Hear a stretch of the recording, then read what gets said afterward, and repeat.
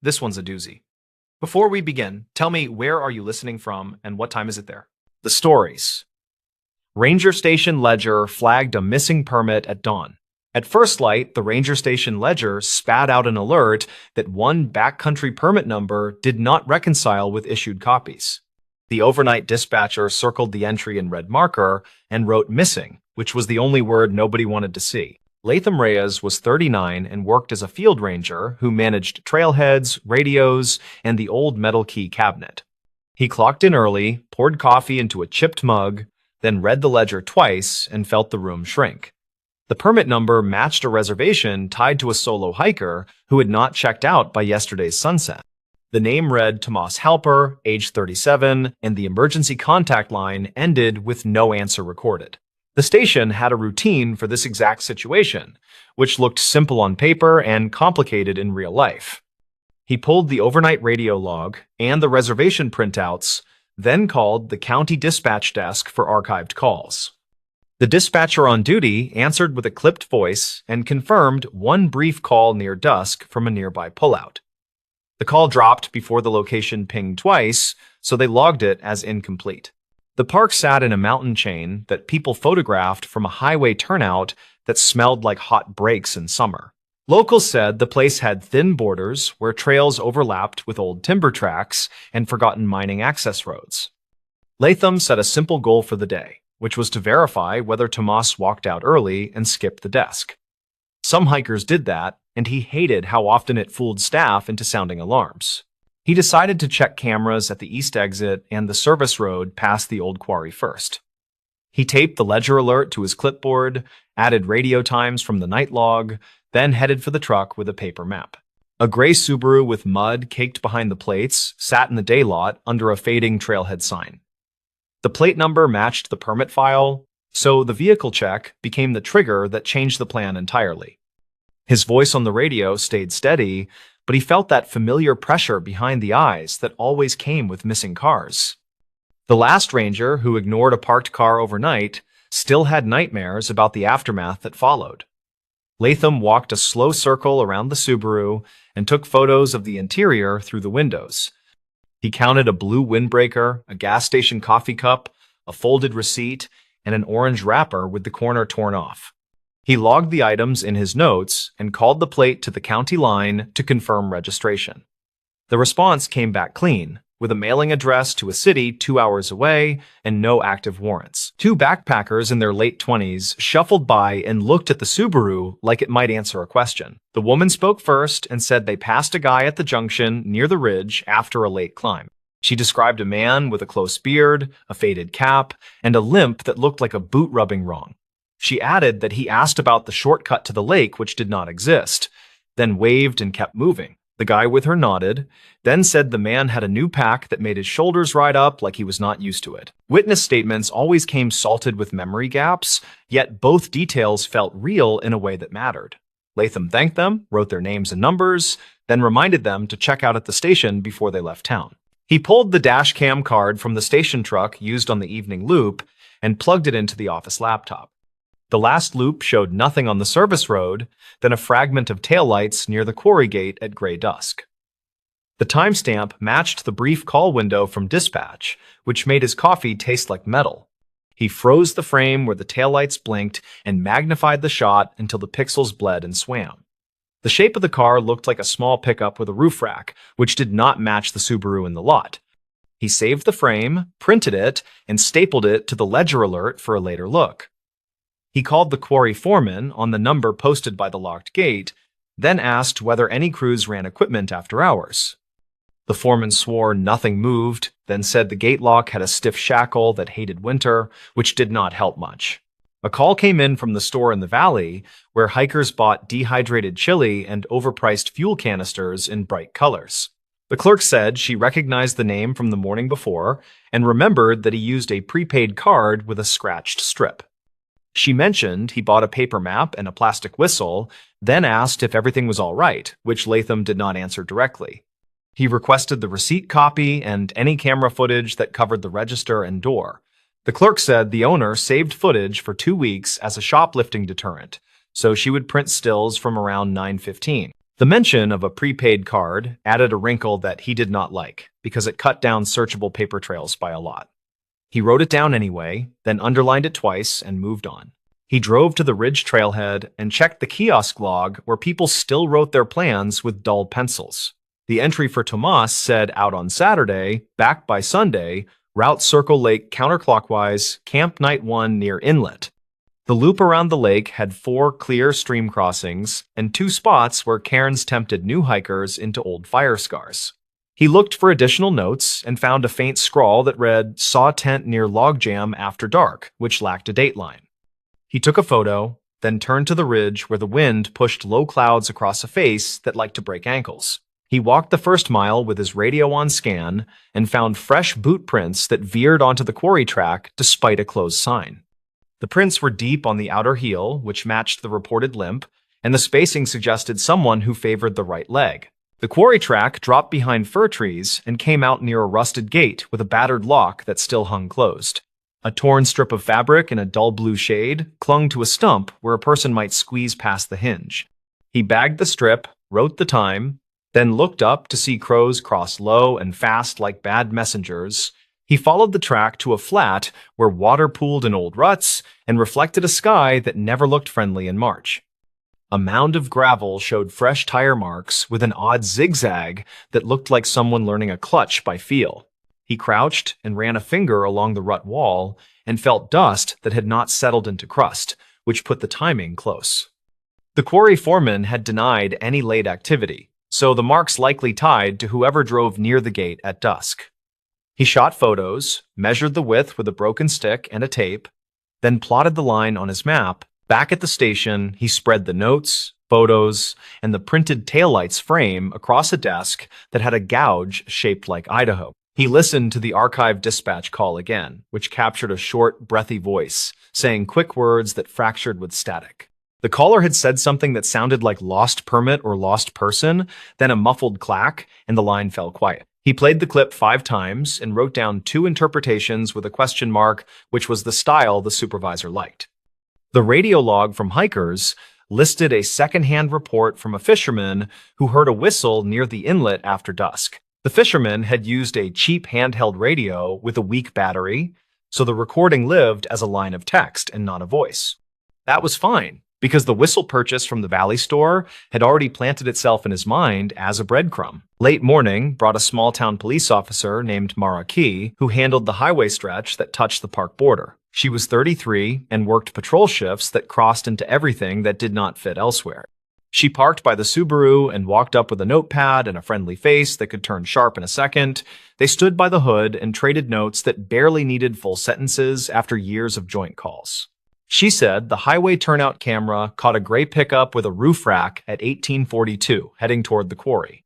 She added that a volunteer firefighter reported an unusual truck bed loaded with tarps after 9 near the county line. Latham held up the taillight's print and said the shape tracked with what she had. She nodded, then asked whether the missing permit might actually be a duplicate number from a previous season. He blinked once, then went very quiet because that question hit a different nerve. Permit numbers rolled over every winter long before the system went digital, and some older blocks had gaps and repeats. The ledger printed the flag because the manual book showed the number as issued to a different name in late fall.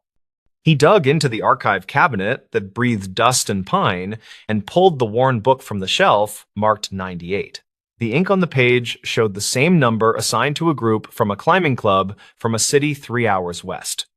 The lead name read Rayan Cade, age 32, and a phone number that matched a defunct area code now recycled. He compared the handwriting from both permit slips and saw the same loop on the number 4 in the dateline. That did not make sense until he looked at the clerk's signature, which matched a retired staffer who kept garage sales every summer. He wrote down the name and the year in words so the report would not kick back for formatting later. He stepped outside and called the retired clerk on a personal number found in an old staff tree near the copier. The woman sounded bright and happy to hear a ranger voice, then quieted when he explained the duplicate number issue.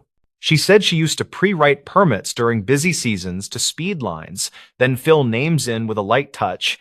She added that some pads got stored in a desk drawer after winter changeover and might have ended up in the surplus box.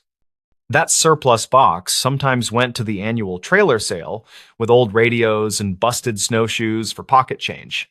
He felt his throat go dry and asked whether any blank slips could be floating in the world with the seal already stamped. She said it was possible, then apologized and said nobody had asked about that practice since 1998 ended. He thanked her gently and wrote a note for the supervisor that would not make anyone cheerful. The store clerk sent stills that showed Tomas at the counter holding a paper map in a stiff hand with a white bandage. The timestamp read 9/12, which lined up with when the trailhead sign-in sheet filled up. A second still showed a man behind him wearing a quarry company cap who bought batteries and jerky. That detail landed like a small stone in a bigger pond because of the quarry track prints and the taillights frame. Latham called the quarry foreman again and asked to see the shift roster for the past 2 days. The foreman sighed and said he would email a screenshot since office rules required written requests for full copies. The screenshot arrived with smudged names and a note about 2 contractors hired short-term for cleanup after heavy rain. One contractor matched the cap logo from the still, which felt like a door creaking open after a stubborn winter. Latham and Officer Key drove to the quarry safety office, which smelled like coffee and oil and a fight nobody wanted. The foreman met them with a clipboard and a face that said he hated unexpected questions on a weekday. Key kept her voice friendly and asked to speak with the contractor who wore the cap with the same faded stitch. The foreman said the man was named Vicente Rowe, age 36, who lived in a rented room above the tire shop. He added that Rowe had left early the previous night because a radiator hose blew near the county line.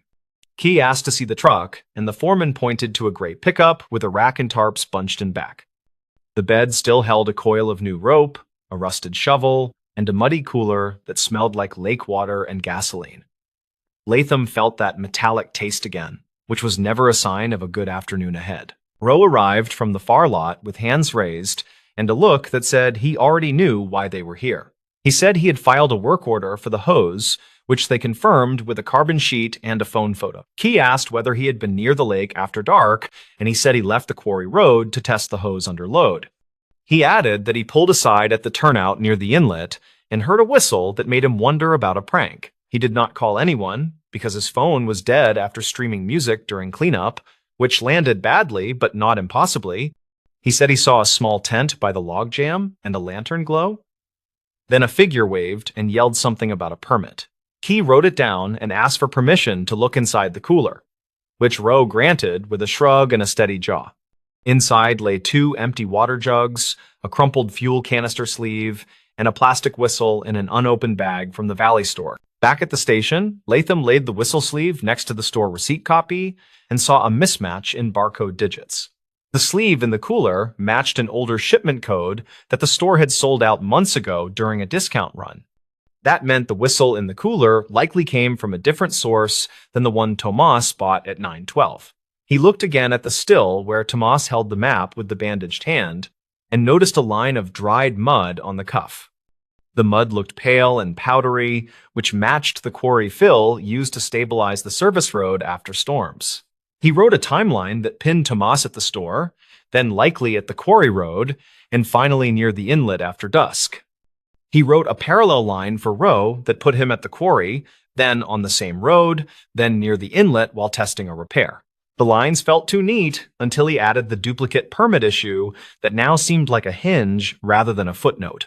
He dug into the city address on file for Tomas and found a rental building with mailboxes that had newer locks installed last winter. The property manager answered with the cheerful speed of someone who wanted a clean day and already knew it was lost. She said a man with that name had paid cash, kept to himself, and left 2 weeks early with no forwarding note. She also said a different name had appeared on a delivery label once, which the courier mentioned when buzzing the wrong unit. The alternate name sounded familiar, and it clicked only when he reopened the 1998 ledger page. It matched the lead from the old climbing club permit, which tied the duplicate number to a person who should have aged out by now. The detail did not mean they were the same person, but it did mean someone liked to reuse names tied to old paper. Officer Key ran the alternate name through an old case index that kept records of search and rescue incidents on paper and microfilm. A report from 2 winters back described a fake distress call at the same inlet that lured volunteers into a risky night crossing. The caller used a prepaid phone and a different name, yet the voice transcription carried similar clipped phrasing and rushed breaths. The motive at the time seemed like a cruel prank, and nobody had linked it to anything tangible after the snow melted. Latham rechecked the gap between the whistle report and the dropped call and found a sliver where a person could move a short distance. He called the firefighter who reported the unusual truck bed and asked whether the tarps had looked wet or pulled tight. The firefighter said the tarps were tied tidy and dry, then added that the driver waved like a man who wanted to be seen. Afternoon shadows drew long, so they hiked to the inlet with a drone from the county that tracked heat signatures. The drone skimmed treetops and sent back images of the logjam, the bank, and the flat near the old survey marker. No body, no fresh campsite, just flattened grass near the logjam where a tent might have stood during a short decoy. They found 2 sets of prints, one deep on the right heel and one narrower with an even stride that cut toward the quarry track. Near the waterline, he found a paper map folded in a way he recognized from the still, which made his chest go tight. The map held a smear of pale mud and a faint X near the old prospector's trail that dead-ended at a slide. He bagged the map and stared at the X until it felt like it stared back, then marked the spot on his own copy. The slide path opened into a shallow cut with wooden forms left from a never-finished footbridge project funded in 2005. He followed the forms until he reached a square of ground tamped hard as a table near a tree with a scar. The earth felt too tidy for random hikers, and the tree scar had fresh resin that caught light in a clean yellow bead. He brushed aside pine duff and found a buried plastic box that held a stack of old permit slips with the seal already stamped. The slips matched the retired clerk's pre-written style, and several had Rancade typed in a cheap courier font. A second stack carried blank lines and a stamp pad spot, like a kit, for people who wanted official-looking paper for a plan. He felt a chill that did not come from wind, then called Key over and photographed the box from 3 angles. The twist revealed itself slowly, as if embarrassed to be simple after such a day of layered rumors and tire marks. Someone had staged a missing hiker using a duplicated permit number and a prepaid trail of receipts to trigger a standard response. The purpose was not to vanish, but to bait a small law enforcement swarm toward the lake while a second person moved cargo from the quarry. The zigzag tire marks in the gravel now read like a practice route for a heavy load that needed a quiet window. The fisherman's whistle and the tent glow created a cautious pause in anyone tempted to check the inlet on foot. The taillights near dusk were a partner vehicle that pulled close to the logjam, then backed out during the start of the false search. The target was not a person, but scrap copper and tools stored in a locked shed near the service road past the old quarry. They found the shed lock sliced clean with a battery saw when they returned with the foreman and a bolt cutter key. The inventory list taped inside showed spools of copper wire and fuel additives that had resale value in cash-only salvage yards. The contractor truck bed dimensions matched the load footprint on the dusty floor, and a partial shoe print matched the even stride near the inlet. The limp prints belonged to whoever wore a new boot wrong, which now felt like another layer for misdirection rather than a true injury. When confronted, Rowe did not fold, but the quiet employee who ran the tire shop room rentals gave a statement. He said Rowe met a man who matched Tomas in the parking lot and moved tarps between vehicles near sunset. He added that Rowe left after 9 with the bed loaded to the rails, which aligned with the firefighter observation with uncomfortable precision. The county prosecutor would need clean evidence, so they worked careful and slow to gather the chain. The paper box of pre-written permits became a centerpiece, since it explained how the ledger flag could be predicted in advance. The duplicate number drew attention at dawn by design, which pulled eyes away from the road where cargo rolled past a gate. The prepaid receipt at the Valley store placed a decoy at a predictable time, which witnesses could later repeat with conviction. The dropped call created a sympathetic recording in the archive that every incident review would elevate in urgency. The taillights in the dash cam and the turnout camera filled the gaps with enough glow to animate a story that felt real. None of it solved every moment, yet together it built a scaffold sturdy enough for charges that did not fall apart. They never found a body by the inlet, which fit the theory that nobody had been in true danger that night. A week later, a different store camera captured Tomas in a neighboring county buying a tire patch kit with a clean, unbandaged hand. The clip went into the case file under reportedly cited, along with a printout of the copper sales ledger from a salvage yard off the highway. Rowe took a short plea on theft and tampering with evidence, which irritated people who liked long answers. The paperwork on the duplicate permits triggered a policy change that barred pre-writing anything since 2021 onward. The retired clerk cried in the parking lot when she learned her old shortcuts had fed a scam, then hugged Latham like a nephew. He told her people adapt to pressures they do not design, and the fix mattered more than the blame. When the Subaru finally left the lot on a tow, the trailhead looked as ordinary as a grocery aisle on a Tuesday. Officer Key stood with her hands in her jacket and watched the tow lights climb the hill toward the highway. She said the simplest cons always hide in systems that run on habit and paperwork. Then she smiled without much humor. Latham looked at the ridge where the wind never ran out, then at the ledger that still sat on the desk. He thought about the whistle and the map and the soft faith people place in official stamps and good intentions. Later, he locked the station, and the rafters creaked in the cool like an old house learning a new rule. He drove past the turnout and looked once at the lake, which held its secrets with the stubborn patience of cold water and granite. He told himself they had not solved every detail, but they had nudged the pattern toward daylight, which was enough for now. The stories.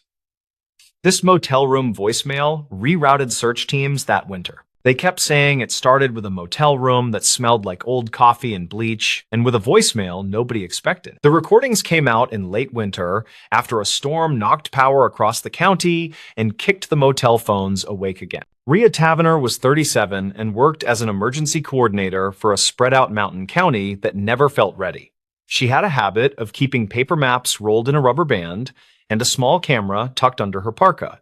That morning, she wanted only to rebalance commitments and check that the warming shelter had enough cots for the week.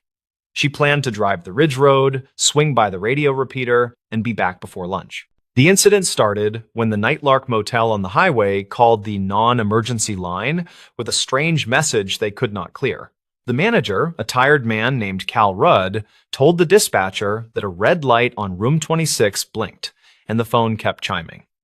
He said the display showed a new voicemail that would not delete, and he wanted someone to listen because the guest had left. Rhea took the secondary call because the sheriff's deputies were stacked with fender benders on the main grade. She arrived to find the lobby heater making a low metallic whine, and Cal behind a counter with a cracked bell. He slid the room key and nodded toward the outside corridor, his voice flat from too many nights at the same desk. Rhea used nitrile gloves from her field kit, then lifted the handset and dialed the code that the placard said would access messages. The voicemail opened with a tone and a computerized voice reading the timestamp in a clipped monotone. The date announced sounded like last night near 10, according to her quick notes scratched with a blunt pencil. The message that followed had the kind of audio that police technicians describe as close but muddy, and it made her shoulders rise. A woman whispered that a man was hurt, and she asked for help. Then she mentioned mile marker numbers and a guardrail that bent inward toward a runoff ditch. There was wind noise and the distant thrum of trucks, and what Rhea believed might be the quick chirp of a turn signal. The caller finished with words that sounded like two names, then a tired exhale, then silence long enough to raise goosebumps on her arms. By the time she walked back to the lobby, the dispatcher had already compared mile markers that matched those numbers on the East Highway spur. A search team was gathering at the fairgrounds with 2 four-wheelers and a county plow driver who knew every ditch by seat memory. Rhea signed the log and relayed what she heard, and her own words hardened into directions that sent good people toward a cold bend. An hour later, a second caller reached the tip line and said they had heard the same voicemail when calling the motel to complain about their refund.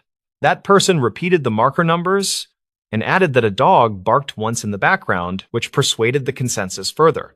Witness statements began clustering around the East Spur, and a deputy noted in the dispatch log that he had seen a bent guardrail near marker 32 2 days prior. The search teams rolled that way in a slow line of lights that looked brave against the blank sky. Rhea drove separately and scanned plow berms that faced the wind, because snow settles in patterns that trap fresh tire ruts longer. She told herself that the timestamp was clean, and that the voice felt close, and that people needed her to stay practical. The first mile produced a stranded sedan with a dead battery and a sheepish driver, and the second mile delivered a drift that swallowed half the lane. They found nothing that matched a serious wreck, only plastic shrapnel and a glove lost last week, which made her think about timing again. Back at the fairgrounds, a radio operator replayed the voicemail on a speaker, and the group leaned in. Rhea asked Cal for the motel's phone vendor contact, and he brought out a binder with hand-printed notes in thick marker. She called the vendor and asked about power cycles and about date behavior when the system lost time, and the technician promised to check archival events. She returned to the voicemail and listened for anything that placed a person rather than a highway, because people leave fingerprints and sound if you keep still. The second listen gave her something new that felt small but pointed. Right after the caller said the mile marker numbers, the wind changed tone for half a second, then a faint clack sounded like an elevator door. That did not belong near a rural guardrail, and it made her write elevator with a question mark next to it, which was not her usual habit. She also caught the soft bleep of a room keycard reader, which could have been the motel hallway if the phone had been on speaker, or a different building entirely. She left the fairgrounds and drove back to the Nightlark with the camera on the seat, planning to map every sound in the hallway against her memory. Cal mentioned that room 26 sat above the ice machine, and that the elevator had a sticky door that made a little clap. She asked who stayed in that room last night, and his ledger showed a single occupancy, paid in cash, by someone who wrote a name that did not match any local license. He shrugged and said the guest checked out at 6, and that housekeeping already turned the room. Rhea asked to see the housekeeping cart, and the housekeeper, a careful woman named Jillian North, said she had found the room tidy. Jillian said the phone had been off the hook at first, which she corrected, and she said the window faced the back lot where trucks idled. Rhea asked if anyone had used the lobby phone when power returned, and Jillian said a traveler borrowed it while waiting for a ride that morning. That detail felt important because lobby phones sometimes route through the same server as the room phones, which can create strange behavior. The vendor called back and reported that their server recorded an abnormal offset during the storm, which could shift timestamps for local voicemail. He said the system fell back to a factory clock tied to a different zone, and then resynced once the internet returned, which can mislabel messages.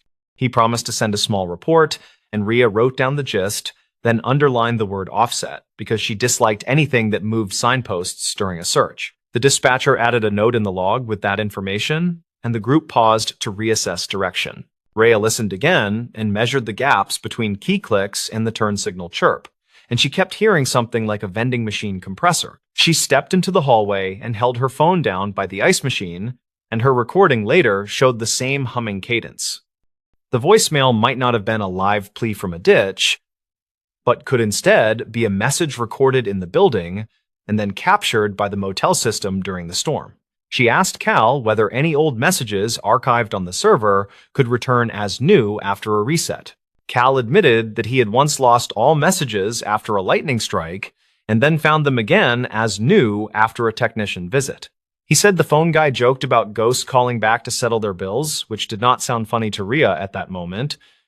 She pressed for dates and asked whether past incidents lined up with heavy weather, and he nodded toward a clipboard full of repair tickets. The dates matched cold weeks when snow slid from the roof, and the idea of an old message waking up felt more likely with each line. The next step was to figure out who had left the recording, and whether the details pointed to the East Spur or somewhere entirely different. Rhea asked for prior registration cards for room 26, and Cal produced a stack bound with a rubber band that snapped on the counter. She gently sorted through and found a multi-night stay from late last winter under a name that also did not match a license. The rate was discounted for cash, and the note column said, "Truck Lot View," which fit the sound of idling engines in the message. She then called the State Patrol office and asked for any incidents last winter that involved a bent guardrail near any similar marker numbers. The trooper on duty searched reports and told her there had been a slide-off on the West Highway spur near Marker 32 during a storm in late February.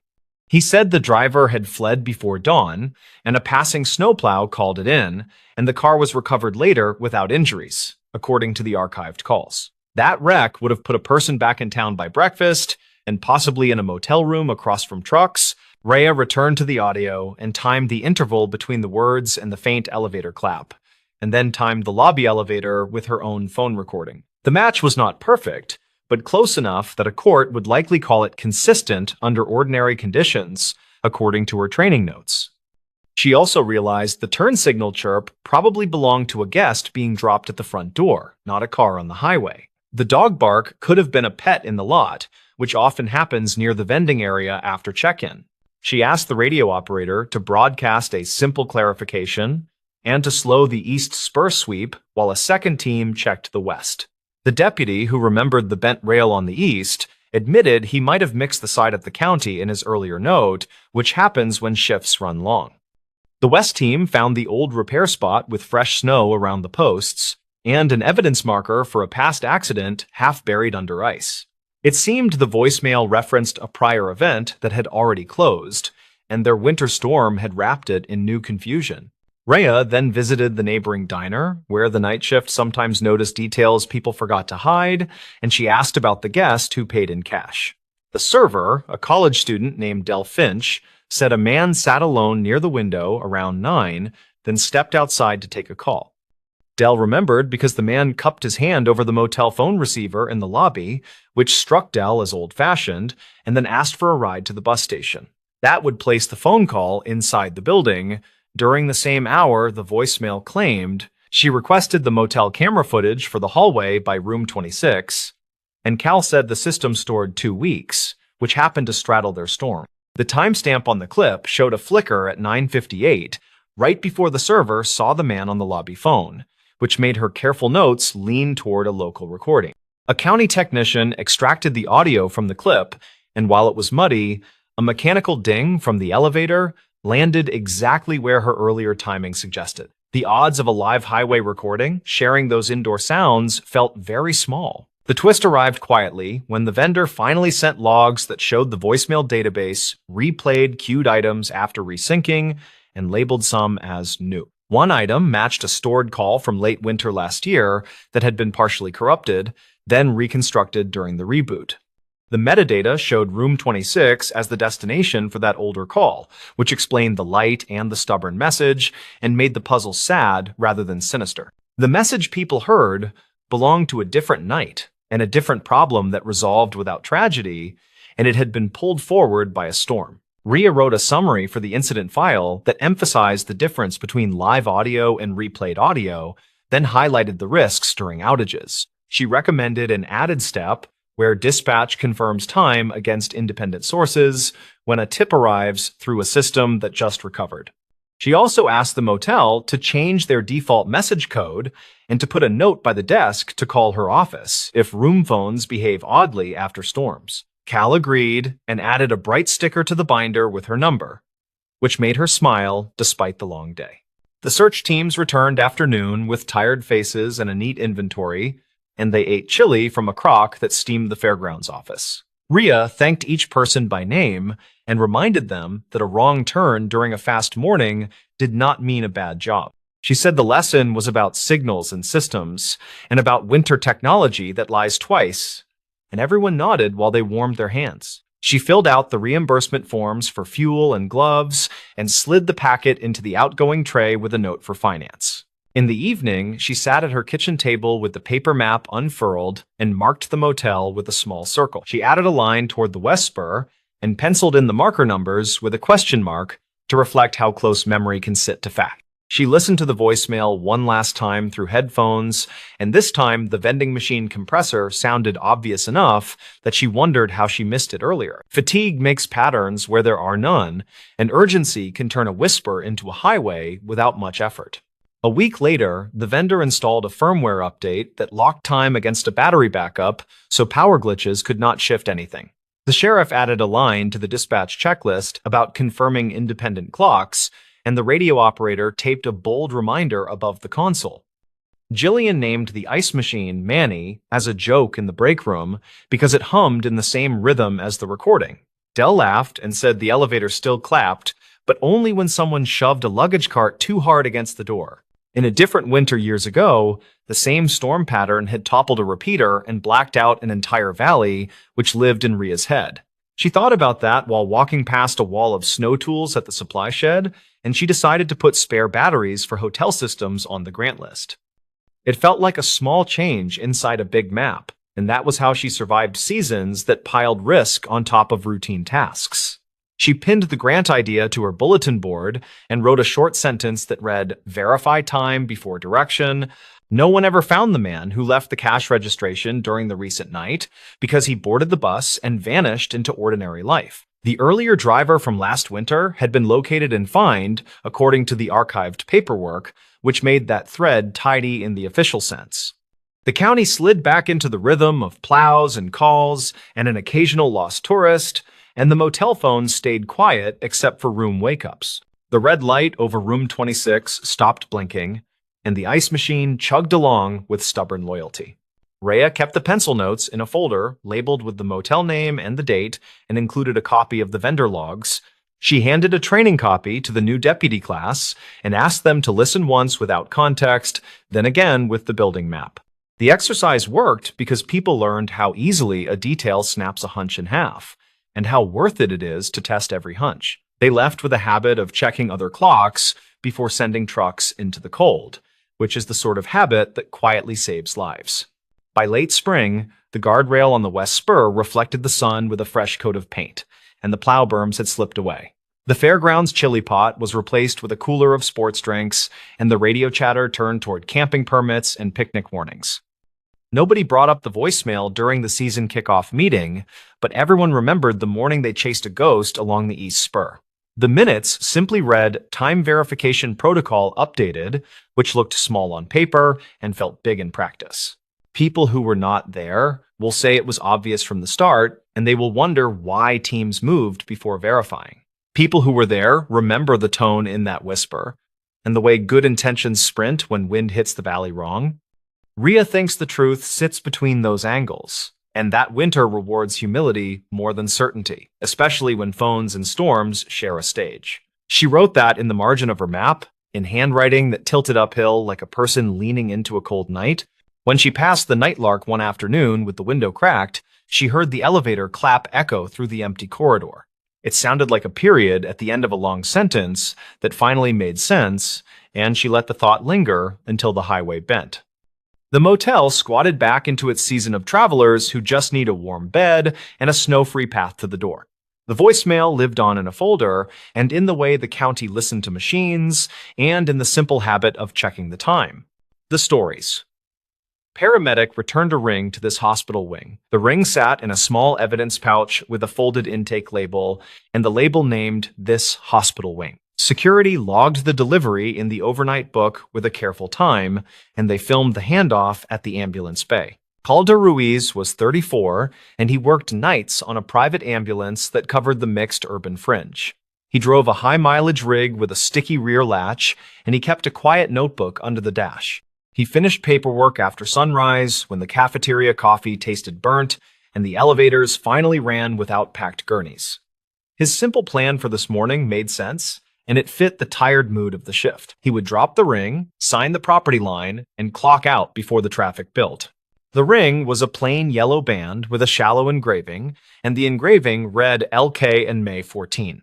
He did not remember any patient who mentioned jewelry, and their overnight calls were ordinary transfers and one shortness of breath. The band came from under the bench cushion during cleanup, and he spotted it when a pen rolled and tapped.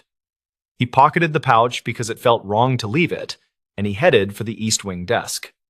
The East Wing used to hold telemetry and a step-down, and now it served as a rehab overflow when beds ran tight. The desk kept a property log from older times, and the same binder continued through years of tape and patchwork pages. The unit clerk looked at the label and frowned, and she called for the charge nurse by habit. The charge nurse checked the overnight admits and shook her head, and she said nothing matched a ring for this wing. She asked which patient lost it, and he told her none of their patients mentioned a ring at all. She said they could place it in central security, and they would open a claim if anyone asked later. He nodded but felt a tug, and the label still named this wing in plain handwriting. He asked if the desk ever handled stray property like that, and the charge nurse said it occasionally happened. A maintenance tech leaned from a ladder and listened, and he said the East Wing had its own ghosts by reputation. He laughed when the nurse shot a look, and he added that he meant the cardboard kind. He explained that old property envelopes sometimes turned up behind cabinets, and housekeeping would move them along. He said linens and small items traveled strange paths when movers closed floors, and people forgot until someone asked later. Calder thanked him, then he asked permission to check the binder for older notations. The clerk slid it over and pointed to a rule that said deliveries needed 2 staff signatures. The binder held thick pages with names and room numbers, and some entries noted patient transfers to other wings. Calder skimmed recent weeks and then months, and nothing showed the initials LK, or any ring notes. He asked if the wing ever logged items that did not belong to current patients, and the clerk said rarely. She remembered a wedding band that fell through a bed frame on a weekend, and it took months to track. She said a therapist found it during a lift motor replacement, and the family cried when they got the call. The clerk shrugged and said the hospital felt like a moving chest of drawers, and odds and ends migrated forever. Calder walked to security with the pouch, and the guard on duty scanned the label with a handheld. The guard said the pouch style looked older, and the zip strip color was not used anymore. The guard printed the receipt and asked for a description, and Calder gave the engraving as clearly as possible. The guard searched a property database and found no ring tickets for the wing, and his search covered 2 years by default. Calder asked if there were archived losses in older years, and the guard said records before 2014 were scanned PDFs. The guard called upstairs and requested access to a shared drive, and the wait felt like a small eternity. Calder stood under the camera bubble and reviewed his shift notes, and the notes listed 4 dispatch times with addresses redacted here. He wrote a short line about a transfer from a rehab floor with a pleasant dog calendar, and he wrote another about a night custodian who kept a radio. None of the lines mentioned a ring, and none of the patients wore jewelry in obvious ways. He opened his phone gallery and checked the bench photo he took for restocking, and the timestamp matched their return to the bay. The ring did not appear in that picture, and the bench looked clean and dull. He wondered if the ring slid loose after the photo when the rig shuddered, and the thought did not settle his nerves. The guard waved him back and offered a chair, and they opened a folder of ripped black and white scans. One report flagged an incident in the East Wing, and the date read May 14 of 2010. The note said a patient property bag failed during a bed change, and a ring listed as L.K. went missing. The report said staff searched the room, and linen hampers were checked in central processing. A second note added that the family could not be reached, and a voicemail box stayed full for weeks. The case closed without resolution, and the scan ended with a faded stamp that looked handmade. Calder felt the small click that happens when separate lines meet, and the label suddenly seemed heavier than its weight. He asked if the room number was legible, and the guard zoomed until the pixels turned into blocks. The number looked like 212 or 217, and the wing layout had changed since then. The guard said maintenance might have an old map, and a shop supervisor kept binders in a cage downstairs. Calder thanked him, and he asked to make a quick copy of the scan for his crew file. The guard printed the page and stamped a copy line, and he urged Calder to keep things simple with the wing. On the loading dock, a housekeeper pushed a rolling cart, and she mentioned hearing about a ring on the radio. She said her aunt worked here years ago as a transporter, and her aunt remembered a family who asked about LK. The aunt thought LK stood for Lena Kovacs, and that name showed up on a donor plaque somewhere. The housekeeper stressed that it was just a memory, and people mixed up stories after long shifts. Calder thanked her and asked which plaque she meant, and she guessed it could be by the therapy gym. He made a note with a star, and he promised nothing beyond a respectful check. Maintenance loaned him a binder with a taped spine, and the old East Wing diagram showed rooms from 190 to 230. A paper tab marked a wall removal year in 2005, and the spaces had been reconfigured since that renovation. The diagram showed linen chutes and mechanical closets, and one chute lined up behind the current rehab gym. Calder compared the faded room to a modern corner, and the old room 212 would be near the therapy office. He felt the workable line appear, and it had more gears than luck. He thanked the supervisor and returned the binder, and he set off toward the gym. The therapy office had a bulletin board with service pins, and a small photo showed a woman in scrubs named Kovacs. A caption said she ran a staff fundraiser in 2011, and the photo looked like a copy of a copy. Calder asked the receptionist if Miss Kovacs still worked there, and the receptionist said she retired years ago. The receptionist checked a directory and found no current contact, and then she opened a drawer with old alumni notes. She found a folded program from a memorial tea, and the newsletter said, "Lena Kovacs lost a husband early."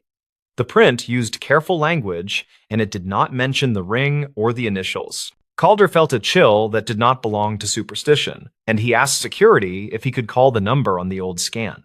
The guard said the number probably died years ago, and he recommended the hospital volunteer office for family links. Calder went there and explained the situation, and he kept details minimal and careful. The volunteer coordinator listened and nodded, and then she showed him a book of donor inscriptions. She pointed at a plaque near the rehab gym, and the name said, Kovacs Family Therapy Garden with a small leaf icon. She said the family sometimes visited during late summer, and she could pass a message through a general email. Calder returned to the East Wing desk and asked again to log the ring, and he added the old report number on the form. The charge nurse read his notes and raised an eyebrow, and she asked whether this was a lost patient or a lost object. Calder answered it was certainly an object, and he was trying to avoid making anyone hurt again. She stared at the band through the plastic and then nodded, and she initialed the line for custody. She called linen services and requested a search of older chutes, and she asked maintenance about a recent vibration test nearby.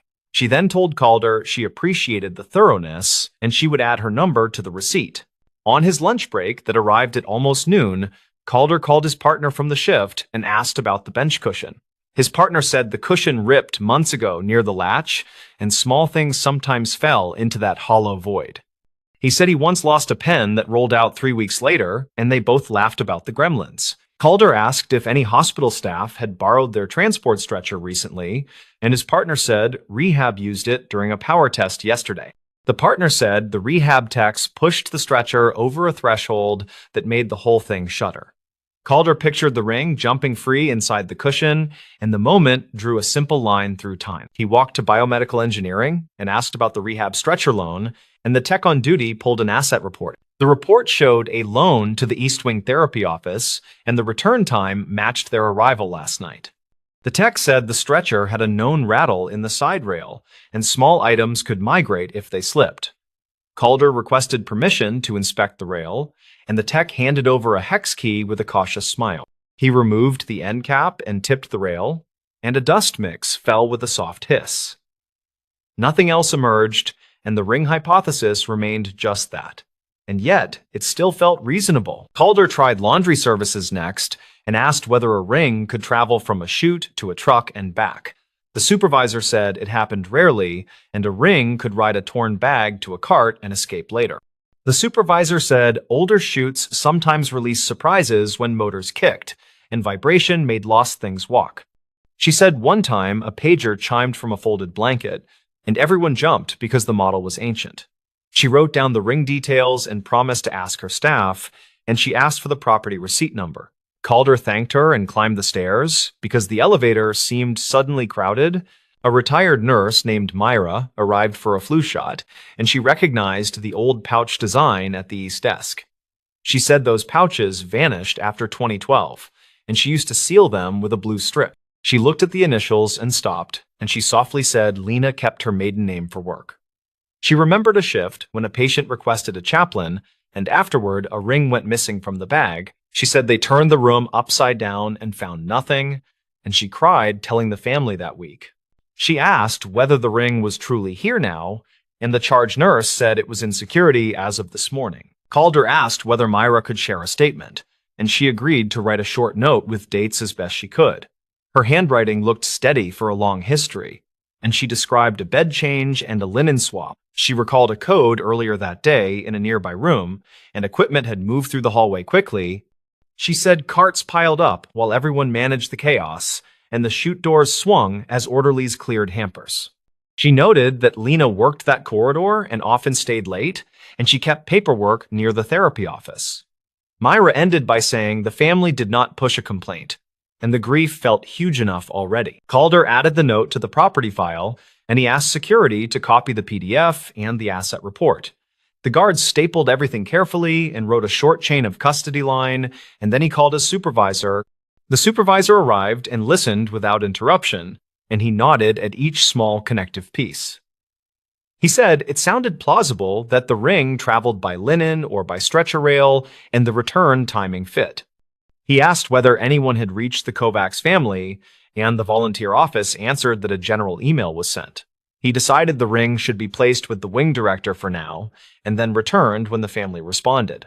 Calder walked the ring to the wing director with the charge nurse, and the director unlocked a small safe by the desk. The director read the file twice and looked out at the therapy gym, and he seemed to count years without words. He thanked Calder for not turning this into a story beyond the facts, and he said the path felt honest.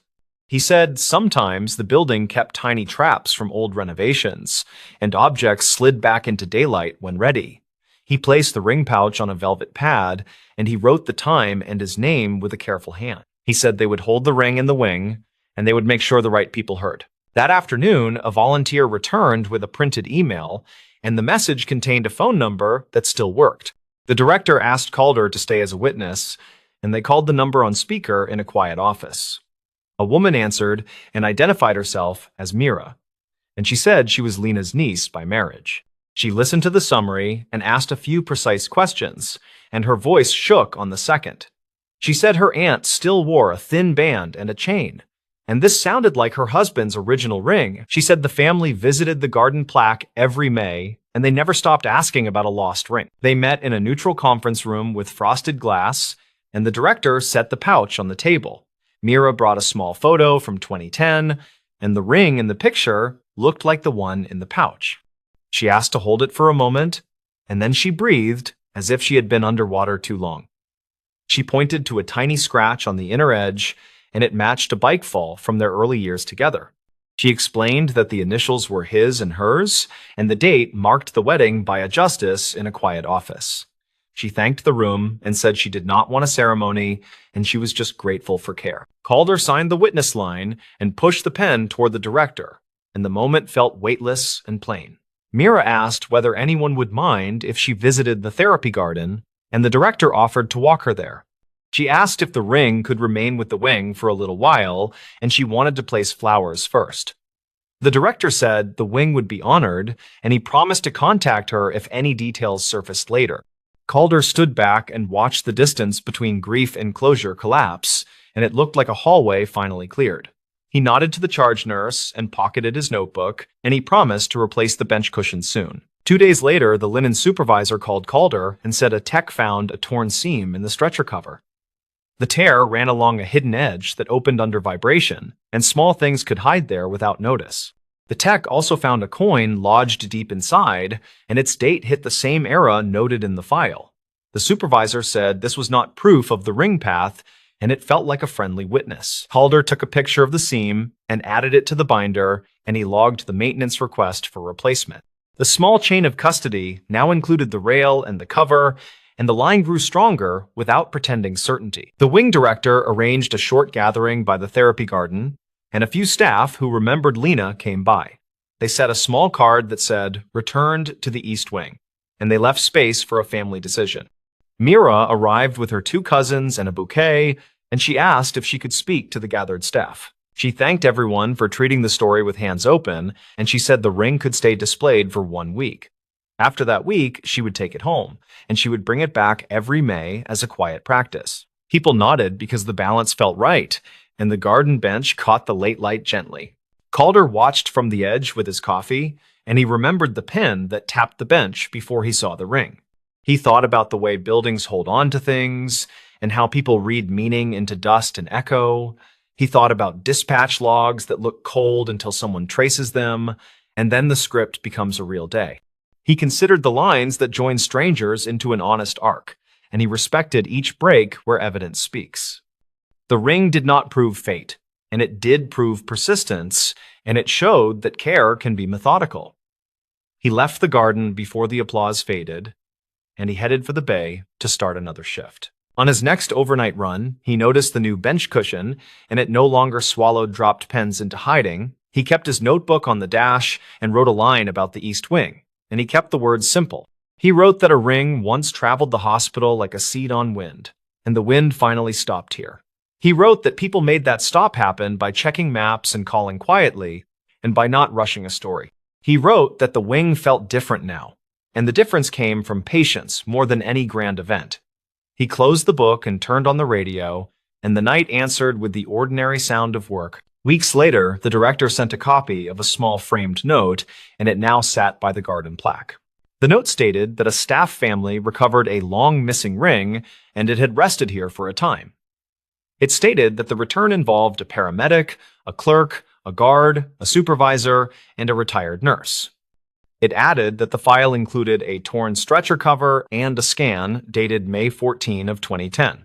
It invited no legend and made no claim beyond the chain of quotes and receipts, and it felt right that way. Calder clipped the note into a shift binder and smiled, and then he got called out for a routine transfer. On the way past the East Wing doors, he slowed and looked in, and the desk lamp made the binder glow.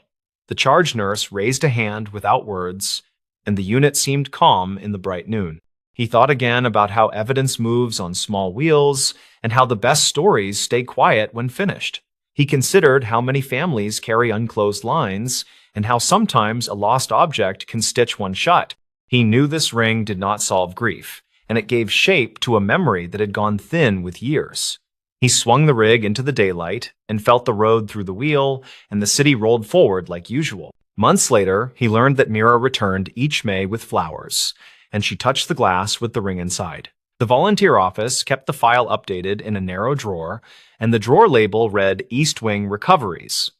Security replaced the camera bubble over the bay and kept the old unit for parts, and they joked about relics. The maintenance supervisor finally tossed the torn cover after documenting it, and he felt oddly proud of the careful record. The hospital moved through another winter without big headlines, and the garden kept the same soft wind under the windows. Calder kept working nights and never chased mention, and the crew understood without any speech at all. He still told new hires one short version during checkout, and he kept the details clear of romance. He said a ring with initials LK turned up under a bench after a stretcher loan, and the label named this wing. He said the date on the old report matched the engraving, and the linen path explained the long delay.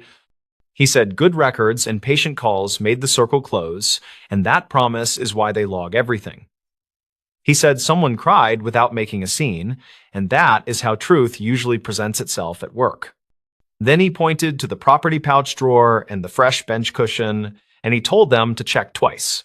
Calder visited the garden once more after a busy night, and he stood alone before the building woke completely. He watched sun slide across the plaque letters until the leaf icon warmed, and the quiet felt unearned and good. He thought of how small choices build bridges that do not announce themselves, and then one step reveals the span. He remembered a retired nurse who wrote a careful line and a housekeeper who shared a family guess. He remembered a guard who kept files neat and a director who knew not to fill silence. He placed his palm on the cool railing and chose no grand meaning, and he simply wished everyone a gentle day. The ring returned to this hospital wing by documented steps, and the steps were ordinary and human and steady. The story did not need a mystery beyond time and movement, and it showed how rooms keep modest promises.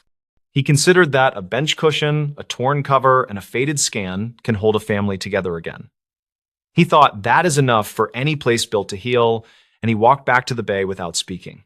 He started the rig and checked the lights, and the reflections blinked across the wet asphalt. He breathed, then he rolled toward the morning traffic, and the work met him with the same quiet weight. The stories. Why the bridge cameras failed during the final crossing. The countdown to the final crossing had been promoted for weeks, and the city promised a clean archived stream. The bridge cameras blinked to black when the convoy rolled, and people kept asking why the goodbye moment vanished. Kira Mendez was 32, and she worked as a municipal traffic systems technician for a mid-river city.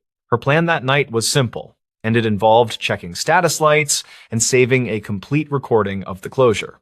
The steel truss bridge was due for retrofit at midnight, and the transportation office wanted a neat farewell video. She had coffee in a paper cup, and she had a clipboard that made her look official to crews. The incident started 5 minutes before midnight when the feeds showed minor pixelation on the west pylon camera. A few seconds later, the screen tiles on her software wall went gray, and a red banner said "Signal Lost." The last frame showed reflective letters on a banner near the railing and a shuttle bus idling behind a pilot car. The convoy began its slow roll toward the county line, and the control room got very quiet. Kira listened to the archived radio channel, and she heard the bridge supervisor saying to hold speed at 15. A dispatcher replied that news crews were filming from the Riverwalk, and the supervisor said that everyone needed to stay behind the cone. Then the audio captured a short, static burst, and another voice asked if the city still had their picture. The answer was a dry negative, and keyboard taps filled the silence that followed. Witnesses later said the outage was 8 minutes long, and it began as the pilot car reached the crown. A retired custodian named Gideon Pruitt told a reporter that he saw a cabinet in the median flicker. He said it looked like a tiny lightning bug behind the vent slots, and he heard a faint pop like a knuckle crack. His statement landed in an inbox with 3 other messages that said similar things about a brief blue blink. Kira started with the basics, and she pulled logs from the camera management server without touching the lost files. The server thought midnight arrived twice, which never looks good to anyone who has chased timing bugs. She found a warning about an NTP source flap, and the system switched to a GPS puck after losing the building clock. Timing drift can smear security recordings, yet it rarely knocks every feed offline at the exact same minute. She wrote a note that said timing is a clue, not a cause, and she kept digging with patience. The routers showed a spanning tree reconvergence at 4 seconds to midnight, and that got her attention fast. Spanning tree is a safety net that prevents a network from burning itself with a loop, and reconvergence takes time. She called the on-call network tech, a quiet guy named Rowan, and they met at the Riverfront cabinet. They opened the cabinet with a city key, and they found a 4-port portable switch with gaffer tape on it. The little device sat between the city gear and a coil of orange cable that led under the guardrail. That was not standard kit. And the tape had a logo from a production company that Kira did not recognize. She photographed the layout, and she unplugged nothing until she finished a full set of angles for the file. Rowan traced the orange cable to a tent where a drone crew had packed cases, and the crew had already left. A security guard named Pavel Rios remembered a friendly woman in a blue jacket asking for power earlier that evening. Pavel said the team wanted to pull a clean feed for a big screen on the Riverwalk, and he pointed to a scuffed outlet strip. His witness statement sounded careful, and he signed the page with a slow, blocky hand. Kira compared the cabinet photos to her notes, and she noticed a second cable on a different VLAN. Someone had bridged the camera network to an admin line, which would let frames fly in circles until the tree shut ports. The timeline fit the gray tiles, and the 8-minute blackout matched the reconvergence delay for a loop across 2 closets. She still needed a trigger for the exact moment, and she did not like guessing when the city would ask for answers. She pulled dispatch logs for the Riverwalk power requests, and she listened to the whole night at double speed. A call at 11:59 reported a countdown clock failing near the viewing area, and a worker asked for a different outlet. Another call at the same minute said a heater had kicked on inside the west cabinet despite a warm night. That heater was a rack warm-up coil used since 2014 to protect hardware in winter, and it drew more than a camera. Rowan frowned at the heater line item, and he pointed to a value on the UPS history that showed a short overload. The little UPS carried the camera injectors and the microwave backhaul radio, and it did not love sudden guests. If the countdown clock plug shared a breaker with the injectors, the draw would push the UPS near its limit for a moment. Near the limit plus a loop is a bad hand, and the loop always wins, because the network saves itself by dropping links. Kira walked the Riverwalk the next morning, and she talked to 2 vendors who had rolled up cords at dawn.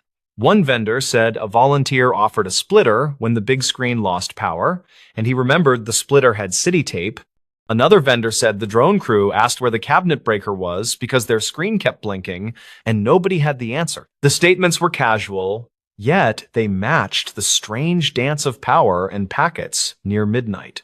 She asked the production company for a contact, and a polite manager called her back after lunch with a careful tone. He said their contractor had used a small switch to monitor the public feed, and they believed it was harmless. He said they never intended to touch city networks beyond a documented monitor port, and they had emails to show that fact. He sounded worried, as if lawyers had taught his throat to stay narrow, and he promised to send photos from setup. The photos arrived in compressed form, and they showed a neat tent with a truss and a folding monitor. A cable labeled monitor led toward the guardrail, and a second cable labeled power ran to the same cabinet. The setup looked tidy under good light, and a laminated badge on a case matched the tape Kira had photographed in the cabinet. She added the images to her folder, and she kept the tone neutral in every note she wrote.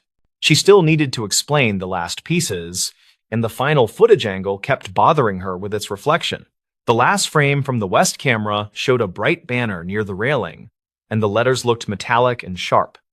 A sign vendor later confirmed that the city changed materials at the last minute, and they used Mylar for a brighter look. Mylar near a microwave dish is not a great neighbor, and the backhaul radio sat a few feet behind that railing.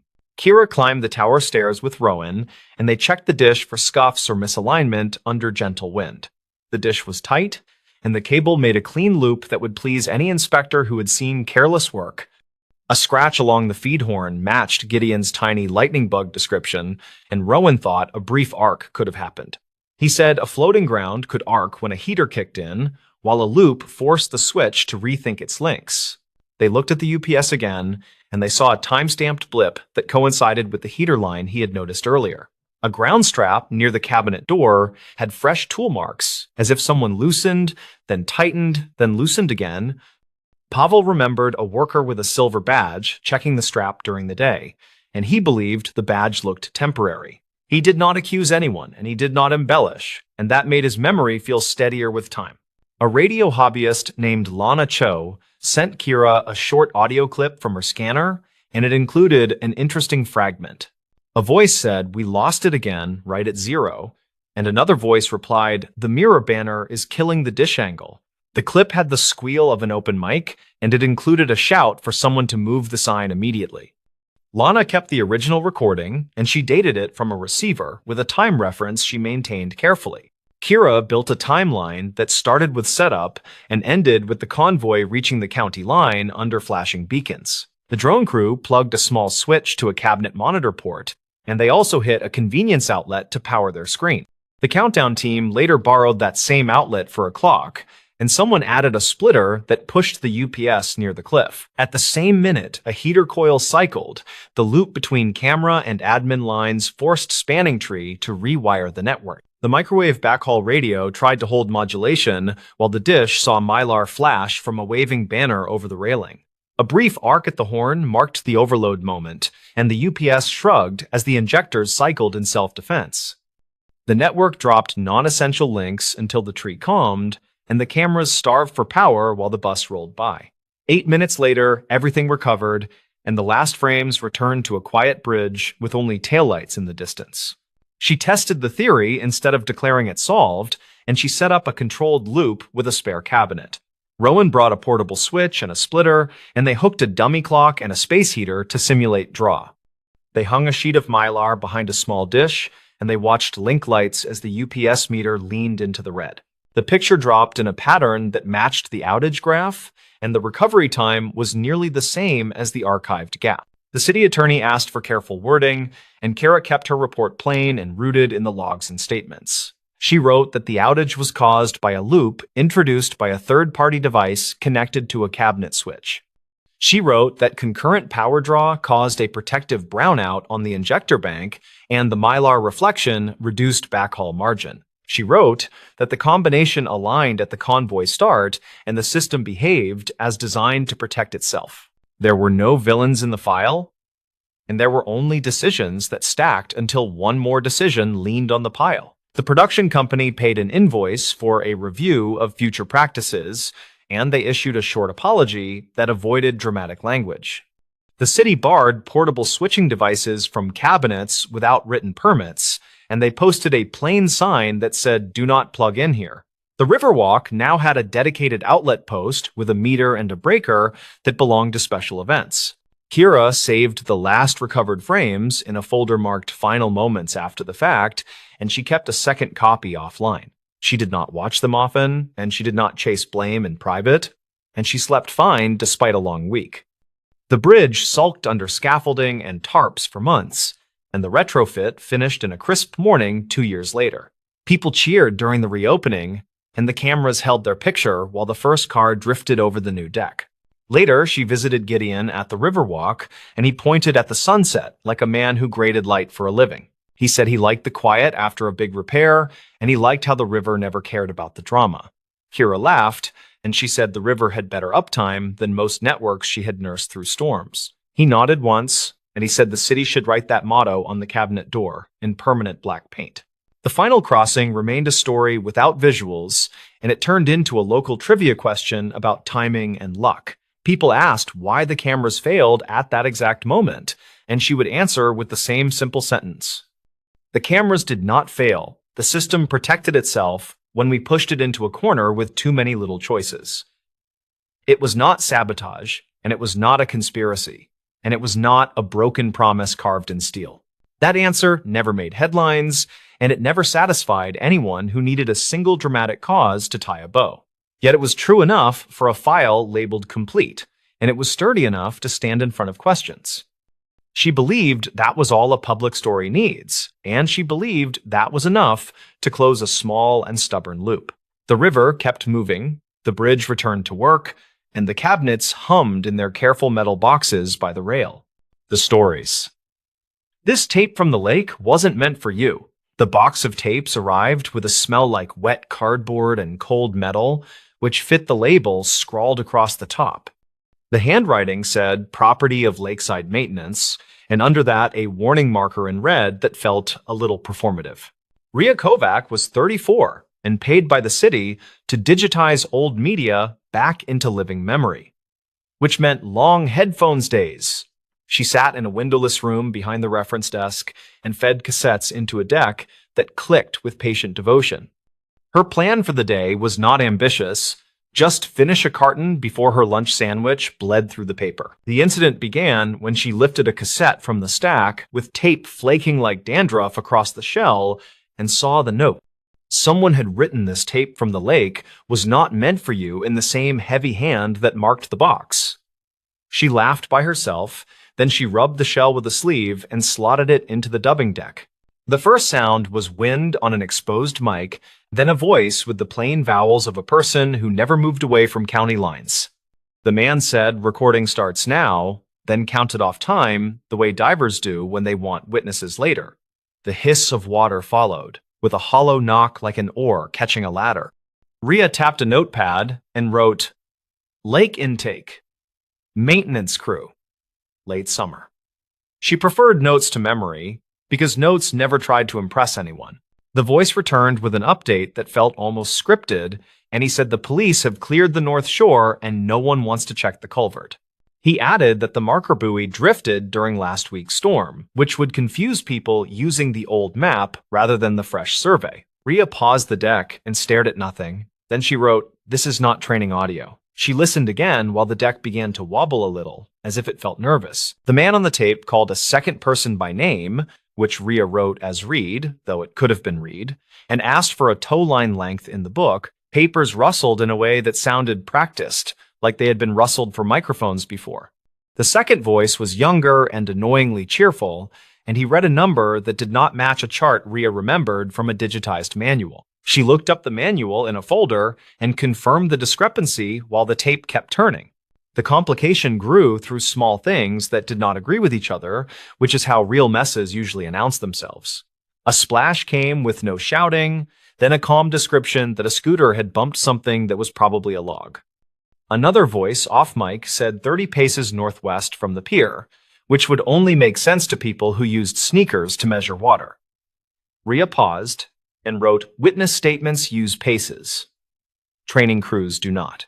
Then she tapped the counter and kept the deck running. The tape cut to a later time without warning, and the man spoke in a lower register and said the family brought a photo. He said the deputy discouraged showing it, then added that the mother insisted because she believed the jacket would reflect light underwater. A woman spoke near the mic and asked if the current would push clothing into the reeds, and someone answered with a line that felt rehearsed by memory rather than by training cards. Rhea stopped the deck and stared through the glass into the quiet stacks.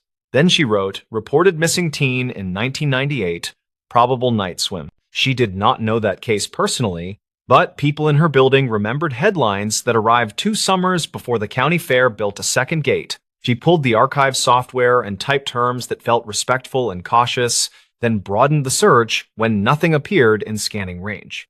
The first hit was a brief that used the phrase after-hours lake access and urged parents to discuss fences, which sounded like a committee report disguised as news. The second hit was a note about a grant for new lights along the East Path, which suggested some officials had learned a lesson. Rhea listened while reading because she had learned to keep both rivers running without spilling knowledge between them. The man on the tape said the outflow grate was secured with a chain that lost one link, then spelled the number into the mic. He said a diver named Reed would check under the skimmer in case a current created a pocket. Someone coughed, and the sound carried like a hallway, which told Rhea the recording moved indoors for a moment, probably into the pump house.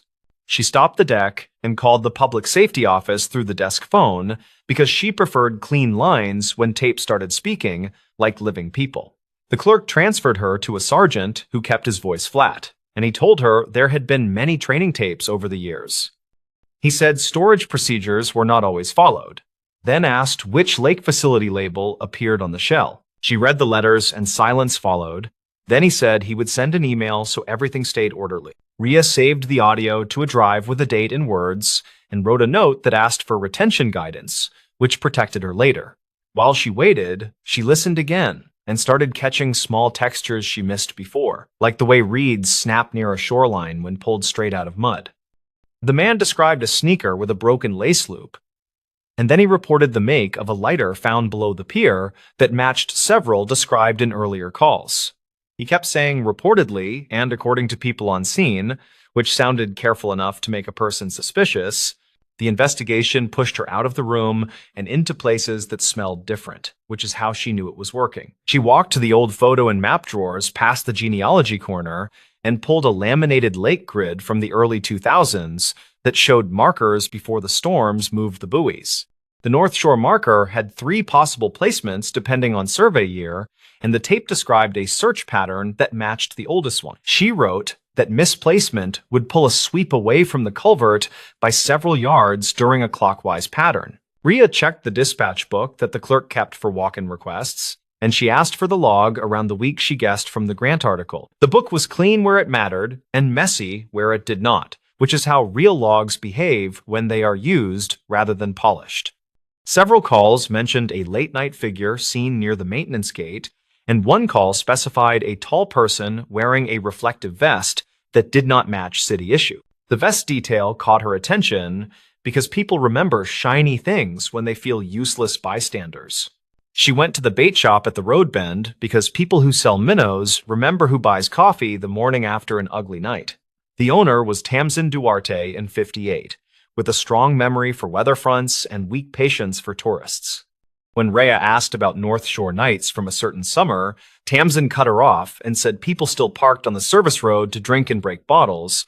Then she added a name quietly. Tamsin said a park supervisor called Corley used to sit on the hood and lecture kids about life, though nobody asked.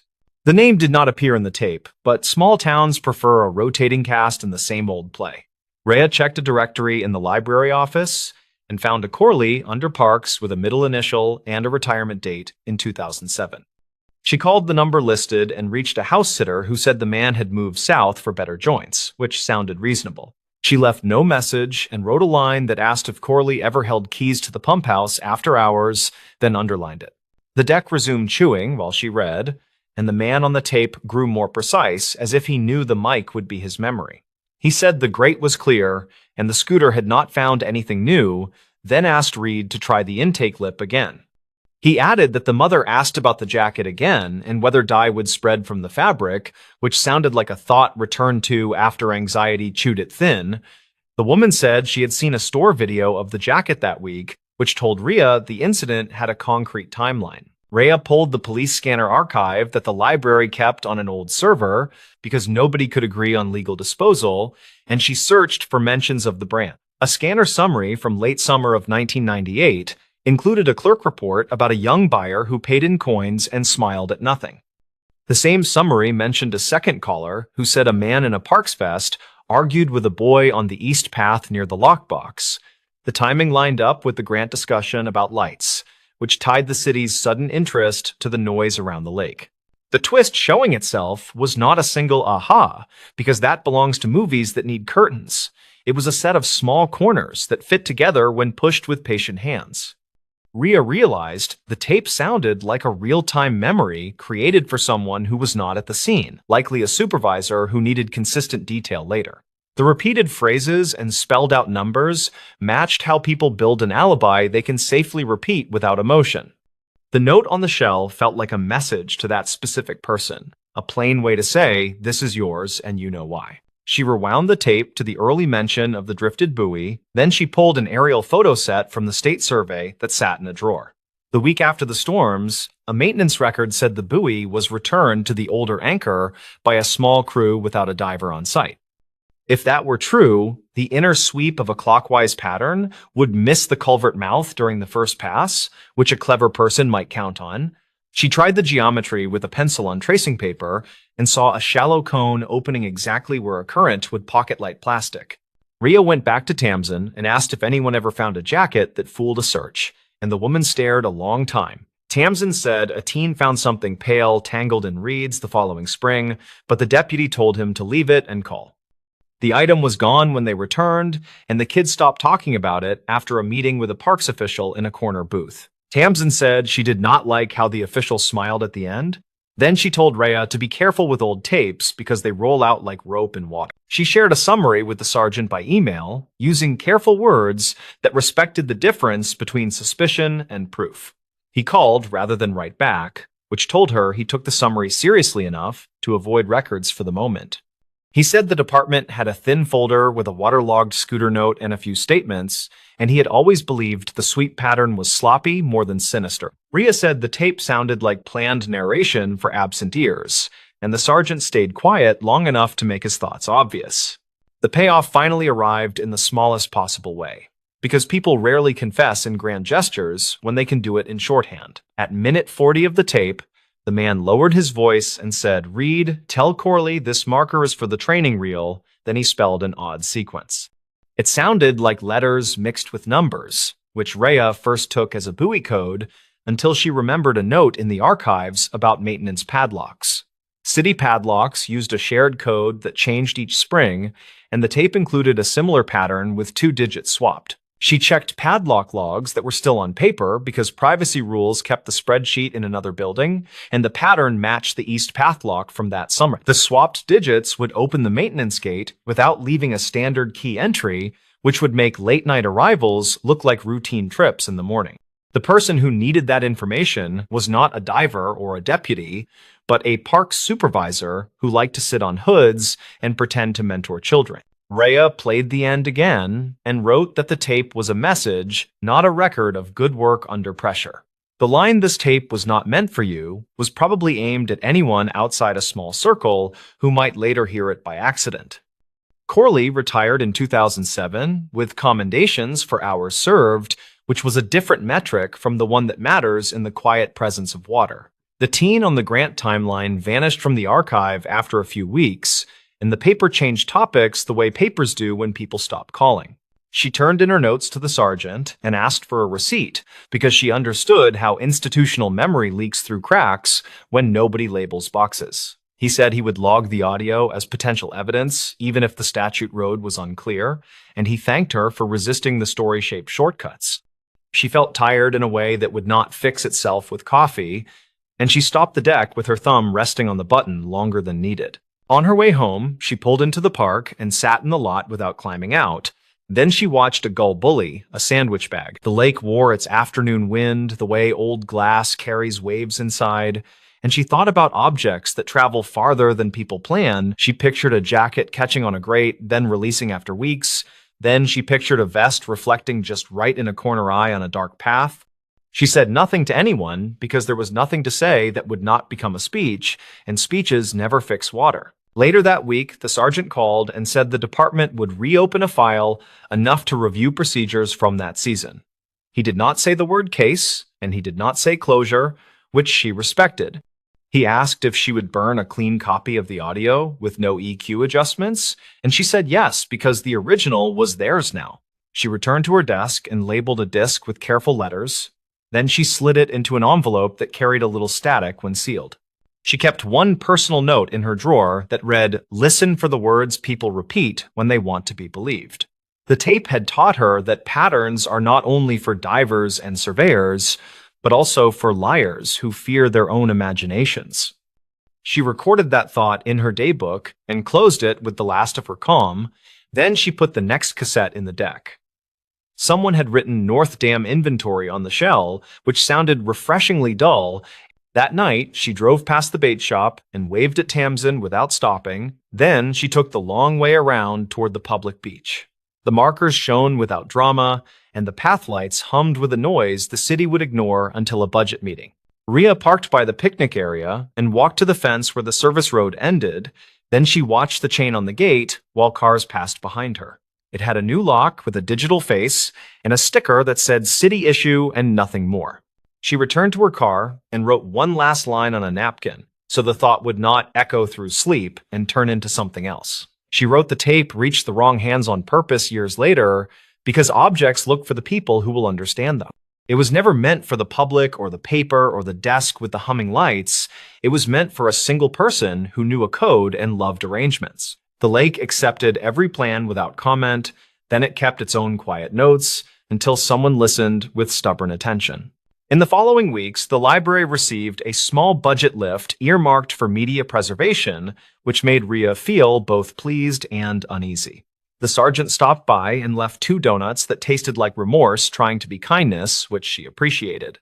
He said the department had interviewed a few long-retired staff members who remembered a supervisor with a talent for showing up during good photo moments, then leaving before real work began. He did not promise new conclusions, which was the correct move. Rhea finished the carton that started the day, then she shelved the empty box with a clear label that included dates and full words.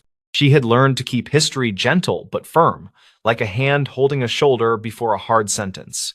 She believed the tape would survive now, whether as a footnote or an exhibit or a quiet lesson in training rooms. She believed the jacket probably never reflected enough light to matter, but it had helped a mother keep hold of a shape while others built their own. On a calm morning, weeks later, she sat by the lake with coffee and listened to the small mechanical whir inside her own recorder. She sometimes captured ambient sound to clean her ears between sad projects, and the gulls performed like they were paid in bread. A child laughed from the playground, and a dog shook water from its coat, and the fence creaked with the weight of a sleepy worker leaning to check a latch. Rhea lifted her mic, then lowered it, and decided this moment did not need a track and a label because not every memory belongs to the archive. She drove back to work and unlocked the quiet room. Then she placed the lake tape in a drawer that took 2 keys to open. The message had found an unintended reader, and the circle had widened by an inch, which was sometimes the only ethical way to widen circles. She wrote one careful note in the catalog that said voices describe a search using drifted markers and misremembered charts, reportedly to inform an absent supervisor. The stories. Motel room key log raised a warning at noon. The motel stood behind a tired strip mall where the highway bent east, and the room key log flagged a warning at noon. The manager said it had never done that for a single guest before, and the front desk software timestamp looked clean. Tamsin Rourke was 38, and she worked as a freelance transcriptionist who liked quiet rooms near highways. She checked in after a morning dental appointment, and she asked for a corner room away from the ice machine. Her plan was simple and forgettable, and she would upload 2 interviews before dinner without distractions. She had a cheap grocery salad chilling in the mini fridge, and she set her laptop near the lamp. The incident started when she left for a quick walk along the frontage road, and she returned before lunch. The red light on the lock blinked twice when she placed her key. And then the handle felt sticky for a second. She slid the key again, and the green light appeared, and the door opened without resistance. Something in the room felt slightly wrong, and her neat habits made that feeling hard to dismiss. Her notebook sat an inch off its earlier square alignment, and the privacy latch hung down at a different angle. The remote was upside down on the bed runner, and the curtains were parted just enough to show the lot. She did not panic, and she checked the window first, then the bathroom, then the closet. Nothing obvious was missing, and nothing valuable looked disturbed, and the safe still clicked with the same code. The manager, a steady man named Karim Doss with a careful way of talking, came up with a portable printer. He said the lock system kept an audit trail, and he could print the last 50 entries for peace of mind. He pressed a button on the encoder box, and a strip of paper fed out with lines that looked like a receipt. He pointed at a line that read, "Warning at 12:00, and he frowned at the code beside it. Karim said the warning usually meant repeated wrong keys, or a master key used in the wrong sequence. He asked whether she had trouble at the door, and she said the first swipe was odd, but it finally worked. He said housekeeping had not reached the swing yet, and the schedule showed rooms 5 through 10 blocked for later. He also said maintenance had no work orders near her room, and the pool pump had their focus today. Tamsin asked for a copy of the printout, and he tore the strip carefully and handed it to her. He said the desk software would mirror the entries, and the access times should match the paper record. He offered to change her room, and she said she preferred to stay if he could figure out the timing. She needed to finish her files, and moving would cost an hour of careful setup that already worked. He left to check the system downstairs, and she began a small investigation with habits learned from years of odd jobs. She took pictures of the desk layout, and she wrote down the position of the remote and notebook. She opened the fridge and felt the salad lid, and condensation traced the shape of her thumb. She photographed the hallway from her doorway, and she watched the corner mirror for anyone watching her room. Her phone showed an unknown missed call at 11:59, and the voicemail held only air and a soft tap. The timestamp placed the call 1 minute before noon, and that matched the printed warning by chance or design. She saved the file and wrote voicemail at 11:59 on a sticky note, then kept going. She recorded a short clip of the lock blinking pattern, and she took a still of the latch angle. Karim returned with a more complex explanation, and he looked both apologetic and curious. He said the central software showed 4 events around noon, and 2 were standard heartbeat checks. He said the third line was the warning, and the fourth line was her successful entry. He said the heartbeat checks were normal, and his vendor insisted those never touched the door memory. She asked who else had access to the master keys, and he listed his assistant and the head housekeeper. He said the shift had started late because of a staffing issue, and nobody had departed the laundry room until after the storm warning cleared. He looked out the window for a second, and the clouds were breaking over the lot. He said he could pull camera footage of the hall, and he offered to show her right away. They stood in a back office that smelled like detergent, and a small monitor rendered yesterday like a shaky stage. The hallway camera faced the vending alcove, and her door showed only as a sliver to the right. She could see the housekeeping cart parked across from a stairwell, and the garbage bag over its handle moved like a slow flag. She could also see the timestamp in the corner, and it froze now and then. Karim scrubbed to 11:58, and the hallway stayed empty except for a flicker near her door. He paused and rewound, and the ghost of a reflection crossed the chrome of the vending machine. The time stamped 12:00 when a shadow fell across the carpet, and then the monitor hiccuped through 4 frames. When it recovered, the cart stood an inch closer to the stairwell, and a candy bar wrapper twitched near the baseboard. He said the recorder sometimes skipped frames when the network hiccuped, and the storm probably did that earlier too. He said he would export the clip for backup, and he pressed a key that made the machine work.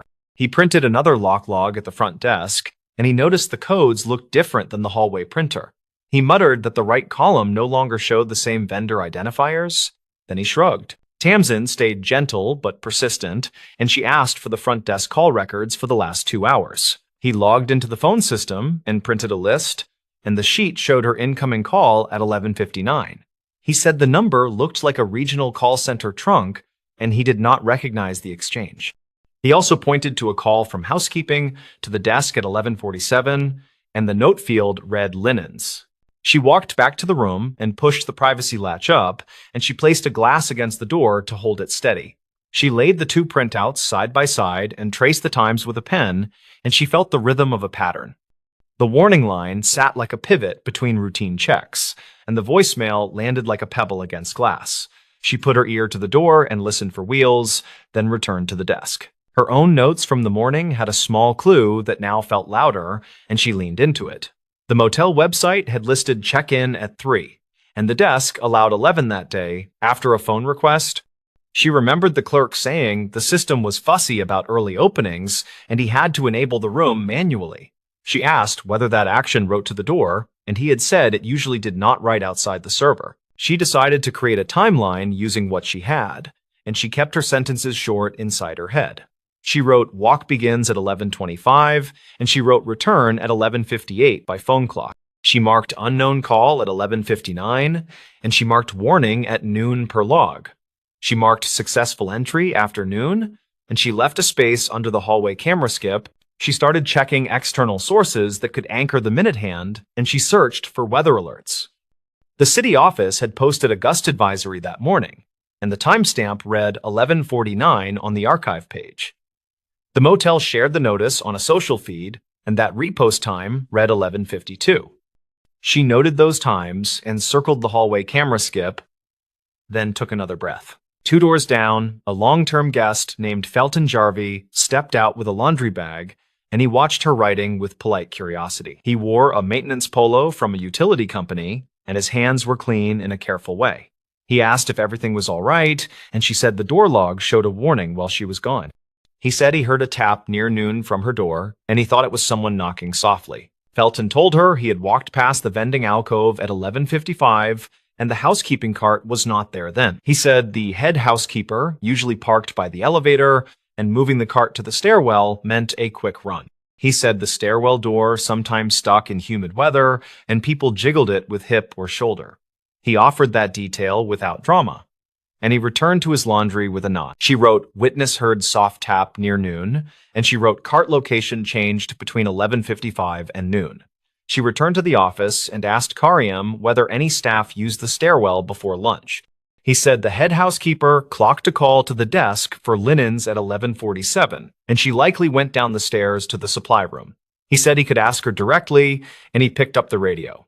The head housekeeper, a brisk woman named Vina Ortega, arrived with a ring of keys and an honest face. She said she did not touch room 9 that morning, and she stayed focused on laundry because 2 new hires were out. She said she parked the cart by the stairwell at around 11:56, and she ran down for pillowcases. She said she saw a man on the landing who said he was looking for the ice machine. Vina described the man in a way that felt practical, and Tamsin wrote each point without rushing. He wore a light jacket with a stitched logo that looked like a mountain, and he carried a slim plastic folder. He kept his head down when he passed her, and he said something like, "Sorry, wrong turn," in a low voice. Vina said she did not see him after that moment, and she returned with pillowcases within 2 minutes. Karim asked whether the man entered any rooms, and Vina said no with a clear shake of her head. She added that the folder looked like those carriers used by sales reps who drop off rate sheets, and she shrugged. Tamsin asked if any vendors had appointments scheduled around noon, and Karim checked a clipboard near the computer. He said a door lock vendor had promised a firmware push window this week, and the note read, watch for noon checks. He called the vendor number from the contract, and a recorded line explained a service window had occurred overnight earlier that week. The recording mentioned that local controllers might resynchronize during the next heartbeat, and some systems would show noon test entries. It said the entries should not appear as warnings, and any warning codes indicated a local misconfiguration with time settings. Karim put the phone down slowly and exhaled. This turned the printed warning into something less mysterious and more technical, and yet the soft tap and shifted items remained. Tamsin asked whether the motel had shifted clocks recently, and he said they had updated everything after a power blink in late spring. He said the head housekeeper never touched the controller closet, and only he and the assistant manager had the key. He said the assistant was off-site today, and the key hung in his pocket. Tamsin asked for the stairwell camera if available, and he said that stairwell lacked coverage by an inch of budget. She asked whether a rear door camera covered the bottom of those stairs, and he nodded with measured relief. They pulled up the rear camera, and a narrow view showed the delivery alley and a sliver of the stairwell door. The timestamp now froze less often, and the light shifted across an oil stain like a lazy sundial. At 11:58 by the camera clock, the stairwell door opened just enough to spill a thin triangle of light. A figure in a light jacket stepped into the frame, and the stitched logo matched Vina's description by shape. He held a slim plastic folder against his side, and the posture looked like someone carrying documents that should not bend. He walked toward the alley exit, and he kept his head angled away from the lens. Karim printed the clip details and wrote down the frame references, and he looked grateful for the anchor. He called the city non-emergency line and reported a suspicious trespass with time and description, and he received a reference number. Tamsin stayed in the office while he spoke, and she scanned the clip again for details that might connect. The jacket logo looked familiar, and she leaned closer to the screen. She remembered a flyer in the lobby about avalanche readiness training from a regional outdoor store, and the mountain logo resembled that brand. She found a photo of the flyer in her morning snapshots, and the triangles of the logo matched in a crude way. She wrote possible brand match on her notes, and then she reconsidered the cleaner explanation. She asked whether any delivery drivers wore similar jackets from a local supplier. Karim said a laundry service delivered on Tuesdays, and their shirts had a wave rather than a peak. He said a copier technician had visited last month, and his vest reflected light in bright stripes. He also said a door lock vendor rep had visited in 2019, and that rep carried a thin folder and spoke softly. He pointed to an old business card taped inside a drawer, and the logo on the card was a shield. Tamsin returned to the voicemail and listened again, and the soft tap in the recording felt more like a brushed microphone. She increased the playback speed, and the hiss changed pattern, and the tap now sounded like a door meeting a frame. She looked at the lock and imagined someone swiping a card and bumping the door with a shoulder, then backing off.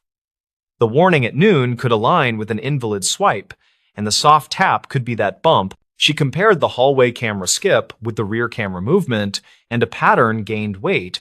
The hallway camera froze near noon exactly when the stairwell door opened downstairs, and the network load could explain that. The housekeeping cart shift lined up with Vina jogging to the supply room, and the man could have slipped past as she turned. The voicemail hit her phone as the man reached the bottom door, and the network jitter added noise.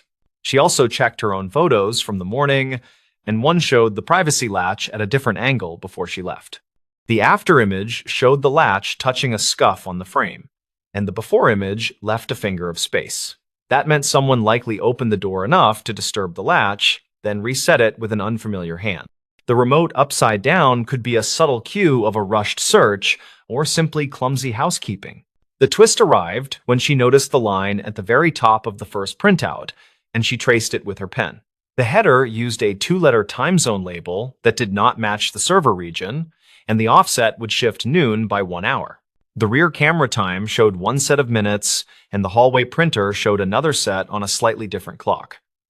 That meant the warning at noon really pointed to 11, and her walk covered that window. She told Karim that the warning might mask an entry a few minutes earlier, and he nodded slowly as the idea settled.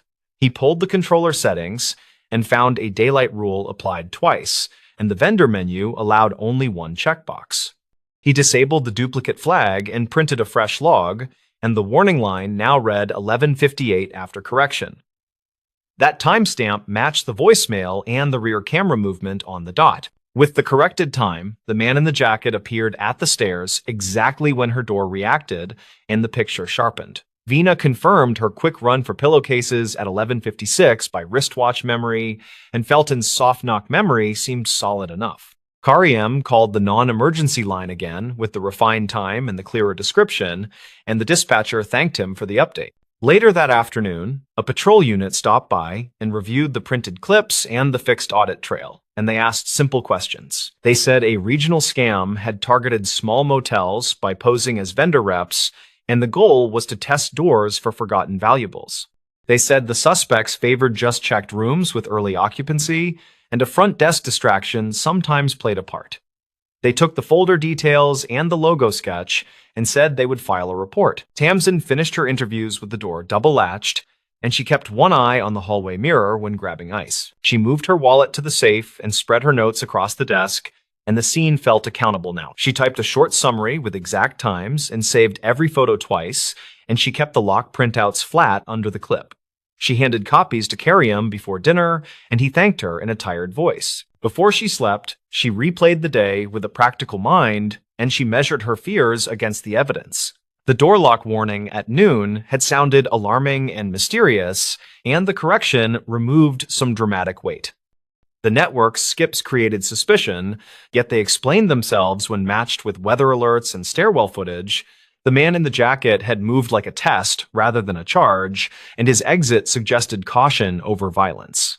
The next morning, a call from the dispatcher confirmed a minor break at another motel, and the description matched the jacket and folder. They said nobody was hurt, and they had recovered a similar audit trail with the same duplicate daylight setting. They asked for permission to retain Karim's clips for training, and he agreed after printing a release form. The report would remain bland and useful, and that felt right for everyone involved. Tamsin returned the key at the desk and asked for a printed receipt with checkout time, and she tucked it carefully away. Karim had fixed the controller settings and ordered a second camera for the stairwell, and he looked relieved. He said he would schedule a vendor review of the master key sequence, and he promised to retrain the desk on early room openings. He thanked her again for being patient and methodical, and his posture finally eased. She drove away with the highway steady and uncomplicated, and the motel shrank in the rear view until it was another box. She told herself that most mysteries feel bigger when unnamed, and this one had a tidy frame now. The log had raised a warning at noon, yet the truth landed minutes earlier, and the whole story hung by a misaligned clock. She kept the copies in a folder labeled Motel Room Audit, and she let the day be ordinary again. The stories. Why locals avoided that highway turnout after archived tapes. For years, people driving the old state highway between two small towns avoided a certain turnout near mile marker 91. The place looked harmless enough, a cracked patch of asphalt with a slanted guardrail, some weeds, and a broken streetlight. But those who grew up nearby said that if you stopped there at night, strange things happened. Back in 1996, a highway maintenance worker named Travis Keene was assigned to inspect storm drains along that stretch. He was 38, lived alone, and usually did his rounds before sunrise to avoid heavy traffic. That February morning, he radioed his supervisor around 4:20 a.m.